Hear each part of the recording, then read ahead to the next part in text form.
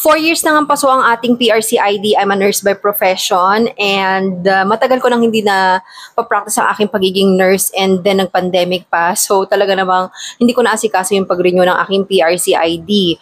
But then, ang bilis-bilis na lang pala magpa-renew ngayon. So, online na siya lahat. Ito yung pupuntahan nyo, Leris PRC, kung hindi ako nagkakamali. Yan. Diyan kayo mag-fill up lahat ng information na kailangan nyo para ma-renew ninyo ang inyong ID. And then, ang ano nga lang, ang disadvantage nga lang since ako ay pasuna ng 4 years from 450 na regular price para ma-renew ang inyong ID, ang binayaran ko is 1,170 pesos. So, ang laki ng fee, 'di ba?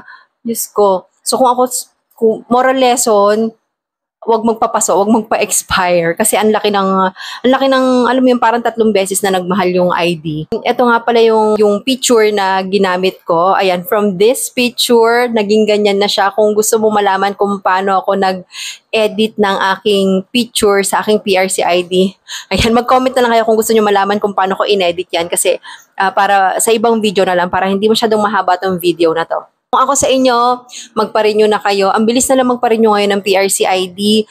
Matagal natin pinagtrabahuhan yung pagiging nurse natin. Kahit hindi natin ginagamit yan, lalo na ang hirap makapasa ng board, 'di ba? Kahit hindi naman natin ginagamit yung pagka-nurse natin, kahit man lang sa ID, 'di ba?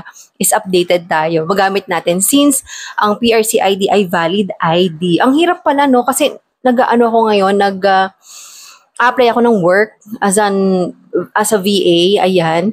So, hindi naman kailangan ng PRC ID talaga, pero kailangan mo ng valid ID para makakuha ng valid ID. And wala na akong mga valid IDs, ang hirap. And ayun nga, isa ang PRC ID na pinakamabilis ma-process para magkaroon ng valid ID. Para yun na yung papakita mo pagka kailangan mo ng NBI, ng passport, etc. Ganyan.